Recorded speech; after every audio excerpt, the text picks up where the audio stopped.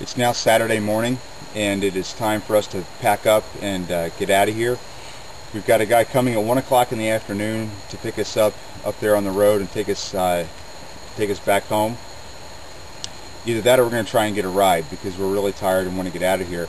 Yesterday we didn't do a lot of filming. We had a long hike to get here to Giuliano's camp. This is the place that he uses to train guys when he runs his survival school. So this is familiar ground and it's close to our pickup point, so we decided to do all that brutal hike yesterday rather than try and get up on Saturday morning, do that hike, and actually make our pickup time. Yesterday was a terrible, terrible hike. We had a very hard time of it. We got out of the valley, got across the ravine, and got up to this big hilltop. And from the hilltop we had several choices. We could either go up over the hill and then down, and that was all very unfamiliar terrain for us. We have a map, but it's very vague. It gives you a general idea of the layout of the terrain, but it's not a very detailed topographic map.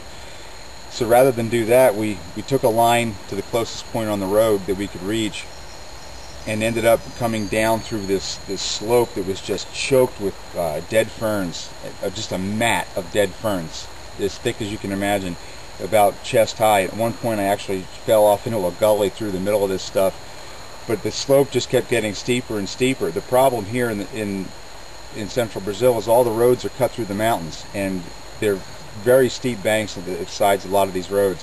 And we got to one of these banks where the brush just kind of peeled off and went farther and farther down, about maybe 35-40 feet, and we got down this slope and got to a point where we just had to throw our packs down and just kind of crash down through all this brush and get down to the road.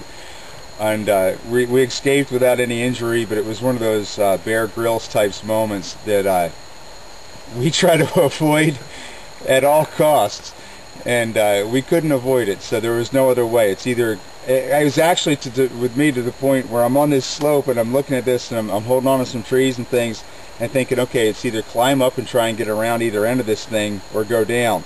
And I moved a little bit, and one of the trees I was holding on to just completely ripped out, and I realized, okay, there is absolutely no way I can get up. So the packs are down there. Giuliano had thrown his pack down and it was wedged into a tree.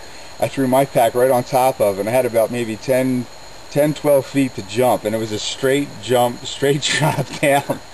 So I just kind of let go and landed right on those packs. It was like landing on a pillow. It was great, but nothing broke in the packs. Everything was fine. And but we didn't do any filming on the way back because it was just too brutal. And we got in here yesterday, got rehydrated, had to change the batteries in the camera there. It's been a fantastic trip. We have basically 3 terrain types here in central Brazil. We have the Mata Atlântica, which you've seen in this series of videos. We have Cerrado, which is much drier country. It actually turns into almost like a desert in the dry season, and it's very open country, very much easier to deal with than the Mata Atlântica.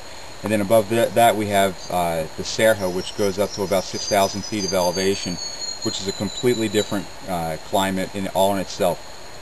So stay tuned, and hopefully we'll have more videos about the different areas of Brazil, the different types of terrain we have here in central Brazil. Central Brazil is a fantastic place to do survival training because you can use, you have to use jungle techniques in the Mata Atlântica during the rainy season, and then the Cerrado in the dry season you have to use desert techniques. So it is, you literally have desert areas and jungle areas bordering each other, and it really is a demanding place to be.